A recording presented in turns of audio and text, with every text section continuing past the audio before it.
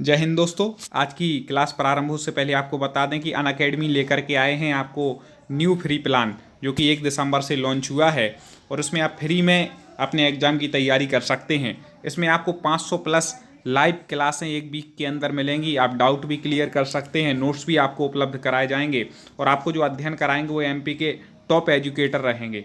Daily और weekly daily और weekly इसमें लाइव मॉक टेस्ट भी होते हैं, उसका भी आप अध्ययन कर सकते हैं। आपको बता दें कि आप एमपी की किसी भी एग्जाम की तैयारी कर रहे हो, चाहे वह एमपी पीएससी हो, एमपी पुलिस हो, constable, MP SI, MP jail प्रहरी आदि सभी एग्जाम की तैयारी आपको यहाँ पर कराई जाएगी। फ्री में लाइव क्विज भी उपलब्ध हैं जिसमें 20,000 प्लस प्रश्न हैं।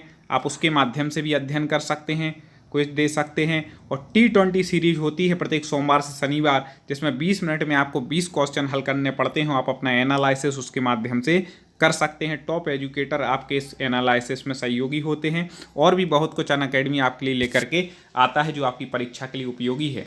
अब आपको यदि जुड़ना है, लाभ लेना है, तो सबसे पहले आपको प्ले स्टोर से डाउनलोड करना है अनअकैडमी ऐप और सिलेक्ट करना है MPPSC। और आप चाहते हैं कि सब कुछ आपको फ्री मिले लाइव क्लास, तो आपको एक रेफरल कोड डालना है, उसमें लिखना है सुमित जैन। बिना स्पेस दिए आप इसको लिखेंगे तो आप फ्री में लाइव क्लास का आनंद ले सकते हैं। दोस्तों, मैं अमित शास्त्री आज चर्चा करने वाला हूँ हिंदी व्याकरण के महत्वपूर्ण प्रश्नों पर, जो कि आपकी परीक्षा के लिए बहुत ही उपयोगी साबित होंगे। चलिए तो हम शुरुआत करते हैं। पहला है प्रश्न, 9 बजने को 10 मिनट हैं, इस वाक्य का शुद्ध रूप क्या होगा? कमेंट में आपको भी उत्तर बताते जाना है। देखते हैं कितने भाई बंधु, कितनी तैयारी आपकी है, किस प्रकार की आपकी पढ़ाई है। तो 9 बजने को 10 मिनट हैं, तो इसमें आपको बता दें इसका सही उत्तर हो जाएगा 2 नंबर। 9 बजने में 10 मिनट हैं, 9 बजने को नहीं होता, 9 बजने में। ठीक है, इस प्रकार से यहाँ पर हो जाएगा। अगला देखें, कपिस और कपीस का अर्थ है। ठीक है, तो एक तो आपको पता ही होगा कि कपीस मतलब तो होता है बंदर। तो पहले देख लो बंदर किस में है, 2 में है। ठीक है, अब कपिस थोड़ा शब्द लोगों को लग रहा होगा, तो कपिस मतलब गर्मी तो होता नहीं। हाँ, कपिस मतलब मटमेला होता है, इसलिए इसका उत्तर ठीक क्या हो जाएगा? 4 नंबर इसका उत्तर ठीक हो जाएगा। इस प्रकार से हमें लगाना पड़ता है।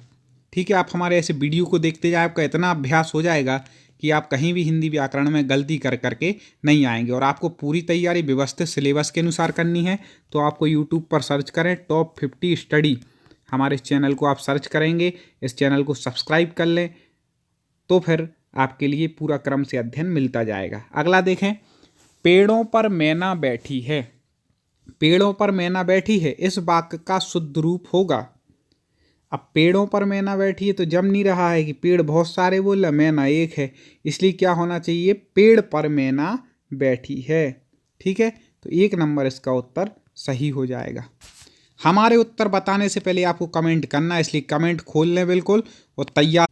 अगला है, छंद का नाम बताइए। कौन सा छंद ये बताना है? तो है, को पापे हैं पंचतत्व प्राप्त सुनी जम गन धावत। अब यदि छंद का पता लगाना है तो ये कैसा है?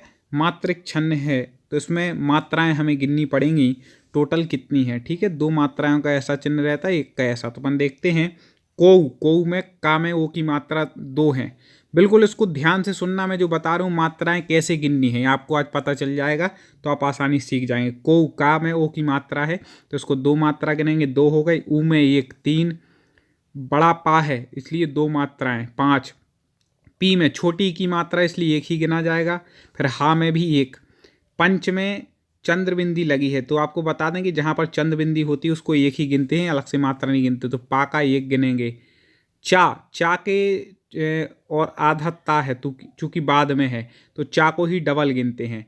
किसी भी शब्द के बाद में, जैसे त्वा वा में आधा ता लगा है, तो उसको इसके साथ डबल नहीं गिनेंगे, चा के साथ डबल गिनेंगे। तो चा का अपन क्या हो जाएगा? डबल। ठीक है, और वा का क्या हो जाएगा? 1। तो यहाँ पर कितनी होंगी? 2, 2 और 1 3 और 2 5 और 1 6 7 8 और 2 10 और 1 11, 11 मात्राएं इस तरफ हो गई। ठीक है, अब दूसरे तरफ का गिनते हैं। 2 प्रा की 2, ठीक है, और ता की 1 3, और सा में छोटी चूकी छोटे ऊ की मात्रा इसलिए 1 ही गिनेंगे, और नी में भी छोटी की इसलिए 1 ही गिनेंगे। तो यहाँ पर कितनी हो गई? 5। और जग जम गन 4 हैं सीधा, मतलब ठीक है, एक एक एक एक, तो 4, 5 4 9, धा बड़ा है तो उसकी गिनेंगे 2, ठीक है, तो कितनी हो गई 11, और वाह और ताकि एक एक 2 13, तो इस तरफ है 11 और फिर अगले में है 13। तो इस प्रकार से जहाँ पर होता है वहाँ पर देखो आपको उल्लाला तो होता नहीं, गीत का भी नहीं, हरि गीत का, तो रोला छंद होता है, क्योंकि दोहा का उल्टा है। दोहा में 13 11 होती हैं और रोला में 11 13 होती हैं। तो इस प्रकार से ये उत्तर ठीक हो जाएगा। दोस्तों हमें उम्मीद है आपको पसंद आ रहा होगा। ऐसे बहुत सारे वीडियो हमारे चैनल पर डले हैं, आपको तो टॉप 50 स्टडी यूट्यूब पर सर्च करके उसको सब्सक्राइब कर लेना है, प्लेलिस्ट में जा कर के सारे वीडियो आपको देख लेना है। चलिए आगे बढ़ते हैं, लाइक जरूर कर देना। देश निकाला का सामासिक विग्रह होगा, देश निकाला मतलब देश से निकाला, 4 नंबर इसका उत्तर ठीक हो जाएगा। कहाँ से निकालते हैं, देश से, इस प्रकार से होता है। अब देखें, संक्षिप्तीकरण करते समय संक्षिप्तता एवं खाली स्थान को बनाए रखना जरूरी है। किसी भी चीज़ का संक्षिप्तीकरण कर रहे, छोटा कर रहे, तो संक्षिप्तता के साथ क्या प्रवाहात्मकता भी जरूरी है, नहीं तो उसका प्रवाह खत्म हो जाएगा ना, तो फिर पढ़ने में आनंद नहीं आएगा। इसलिए 1 नंबर इसका उत्तर ठीक हो जाएगा। अगला देखें, कमेंट में आपको उत्तर बतलाना है। आप सोच रहे होंगे सर हम कम समय दे रहे हैं उत्तर बताने के लिए। देखिए हमें आपका समय बचाना है और साथ में आपसे कमेंट में उत्तर भी चाहिए, तो आप थोड़ा स्पीड बढ़ाएं, कमेंट में उत्तर दें मेरे बताने से पहले। राष्ट्रभाषा किसका प्रतिनिधित्व करती है, राष्ट्रभाषा है चूंकि, तो किसका प्रतिनिधित्व करेगी, राष्ट्र का। तो राष्ट्रभाषा संपूर्ण राष्ट्र का प्रतिनिधित्व करती है, ठीक है, संपूर्ण राष्ट्र का। 3 नंबर उत्तर ठीक हो जाएगा। अगला देखें, रिक्ति को अंग्रेजी में क्या कहते हैं। आप किसी एग्जाम की तैयारी कर रहे हैं तो रिक्त पद निकलते ना, वही रिक्ति, तो रिक्ति को क्या कहते हैं, वैकेंसी। ये है, कितनी वैकेंसी निकली आप हमेशा कहते। उत्तर बिल्कुल आपको पता होता है कई बार, लेकिन आप फिर भी पेपर में गलत करके आ जाते हैं। इसलिए हम प्रैक्टिस सेट लगवा रहे, हिंदी कर रहे कि आप वो गलती ना करें कि आपको बनते हुए भी आप गलत करके आएँ, वो गलती से हमें बचाना है, बाकी तो याद करानी है। सारी पृथ्वी के राजा को कहते हैं, जो सारी पृथ्वी का राजा होता है उसको क्या कहते हैं, देखो चक्रवात तो कहते नहीं, आप जानते, चौधरी भी नहीं कहते, तो चक्रवर्ती जो समस्त पृथ्वी का राजा होता है, सबसे श्रेष्ठ राजा, ठीक है। अगला देखें, सर्प का पर्यायवाची बताओ। सर्प मतलब सांप, तो इसका पर्यायवाची पहली नंबर पे दिया है भुजंग, ठीक है, भुजंग सर्प का।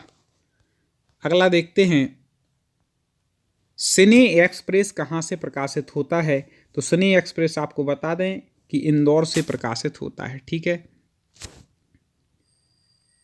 आईना को खड़ी बोली में क्या कहते हैं, ठीक है, तो शीशा या दर्पण कहते हैं आईना को, आप लोग भी बोलते ही हैं शीशा या दर्पण। औचट को खड़ी बोली में क्या कहते हैं, औचट मतलब आवश्यकता से अधिक, उसको क्या बोलते हैं, औचट, आवश्यकता से अधिक। बिल्कुल रट लीजिए आप इन प्रश्नों को। वृत्ति और मजदूरी को अंग्रेजी में क्या कहते हैं, वृत्ति और मजदूरी, 1 नंबर सही हो जाएगा, वेज, ठीक है, ये सही है। हाँ आगे देखते हैं, वह देर में सोकर उठता है। चलिए बताइए क्या होगा इसका शुद्ध रूप। वह देर में, आप ही किसी से बोलते हो तो आप क्या बोलते हैं, आप देर से सोकर, देर से, या वह देर से सोकर उठता है, ये होना चाहिए, तो वह देर से सोकर उठता है, 3 नंबर ठीक हो जाएगा। अब खुद बिल्कुल लगा के देख लीजिएगा। आगे देखें, बच्चे बूढ़े किस शब्द युग्म के अंतर्गत आते हैं, क्या कह रहे हैं, बच्चे और बूढ़े, ठीक है, बच्चे बूढ़े, तो सीधा विलोम आपको दिख ही रहा है कि बच्चे और बूढ़े विलोम शब्द के अंतर्गत आता है।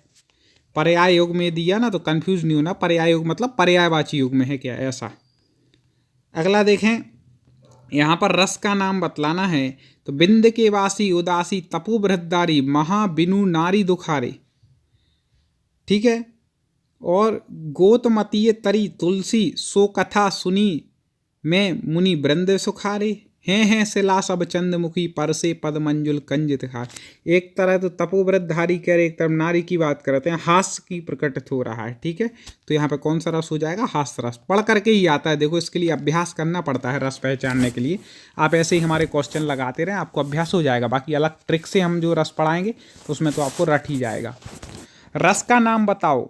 जता पंख बिनु खग अति दीना, मणि बिनु फन करिवर करहीना, अस मम जीवन बंधु बिन तो ही, जो जड़ देव जियावै मोही।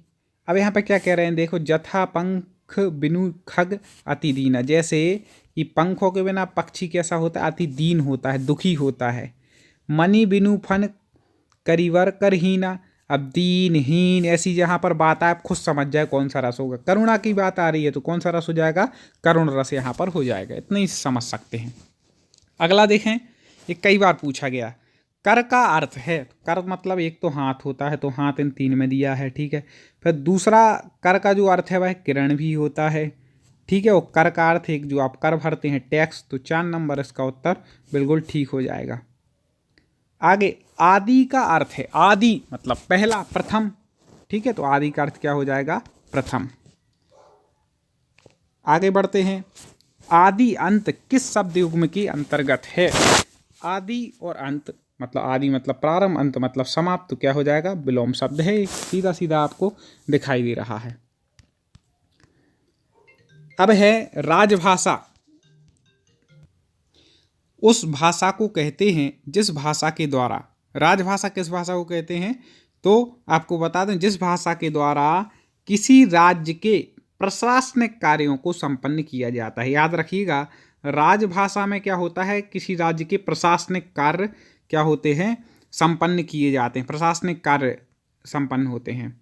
अगला देखें, साहित्य गुंजन नामक साहित्यिक पत्रिका कहाँ से प्रकाशित होती है, तो आपको बता दें, साहित्य गुंजन इंदौर से प्रकाशित होती है। कहाँ से होती है, इंदौर से।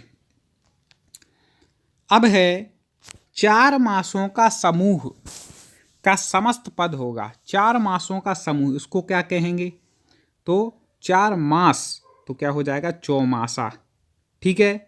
और चौराहा किसको कहते हैं, 4 राहों का समूह को चौराहा कहते हैं। याद रखिएगा, यहाँ पे 4 मासों का पूछा है, इसलिए क्या हो जाएगा, चौमासा। आपको जल्दबाजी में उत्तर नहीं लगाना है, नहीं तो जल्दी लगा के आगे बढ़ गए, बिल्कुल ध्यान से देखना है।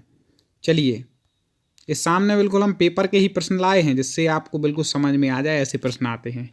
4 पैरों वाला को इनमें से क्या कहते हैं, जिसके 4 पैर होंगे, पैर मतलब पद, तो आप देख लें, चतुष्पद मतलब 4 पैर, ठीक है।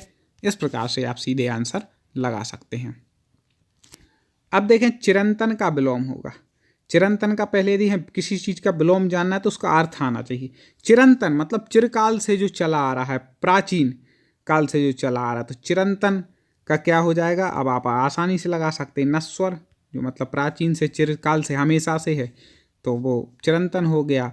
और नश्वर मतलब जो नाश को प्राप्त हो गया, नश्वर हो गया, ठीक है। अगला देखें, वाक्य का नाम बताओ। रमेश ने बताया कि वह घर जा रहा है।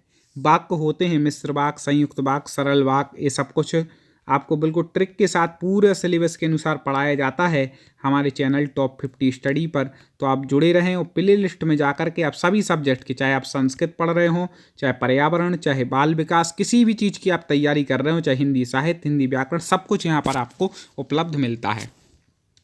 तो रमेश ने बताया कि वह घर जा रहा है, कैसा है, तो रमेश ने बताया कि वह घर जा रहा है, मिश्रित वाक्य है, ठीक है। संयुक्त होता है तो और वगैरह लगा रहता है, सरल होता है तो सीधा कि राम घर जा रहा है, रमेश घर जा रहा है, ऐसा हो जाता है, इसलिए मिश्रित वाक्य हो जाएगा। अगला देखें, इस वाक्य को सरल कीजिए।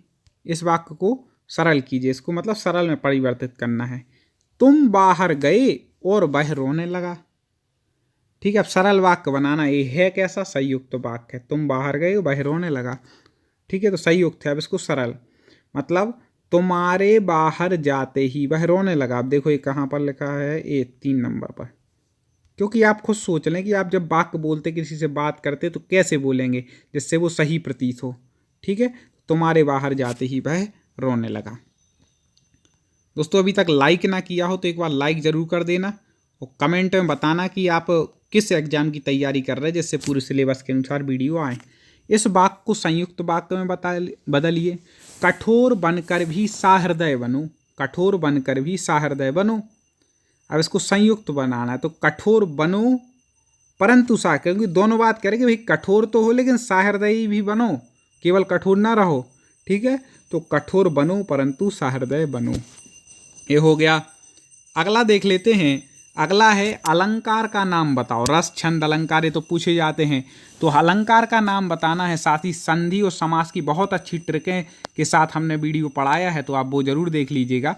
तो अलंकार का नाम यहाँ पूछा है, हनुमान की पूंछ में लगन ना पाई आग, लंका सारी जल गई, गए निशाचर भाग। अब ये इतना सरल है, इतने बार पूछा गया है, तो मैं चाहता हूँ इसका कमेंट में उत्तर आप लोग दें। देखते हैं कितने भाई मित्र बंधु सही उत्तर देते हैं और कितनी आपकी तैयारी चल रही है। तो ऐसे प्रश्न निरंतर हम आप तक लेकर के आ रहे हैं। आगे भी आप प्रश्न ऐसे आपको मिलें, चैनल को सब्सक्राइब कर लीजिए, वीडियो को लाइक कर लीजिए। अनअकैडमी ऐप पर यदि आप पेड सब्सक्रिप्शन लेना चाहते हैं, कोर्स खरीदना चाहते हैं, तो आपको बता दें कि एक मंथ के लिए 1440 रुपये आप चार्ज करके कोर्स ले सकते हैं। आपको डिस्काउंट की बात बताएं, यदि आप refer code Sumit Jain dial करेंगे तो आपके लिए 10% प्रत्येक कोर्स पर डिस्काउंट भी मिलेगा। 3 मंथ का कोर्स 3600 रुपये का है, 6 मंथ के लिए 6480 रुपये का है, 12 मंथ के लिए 7920 का है विशेष ऑफर है, और 24 मंथ के लिए 11520 रुपये का आप कोर्स ले सकते हैं। तो आप ज़रूर जुड़ें और अपने जिस भी एग्ज़ाम की तैयारी कर रहे हैं उसमें सफलता प्राप्त करें। जय हिंद।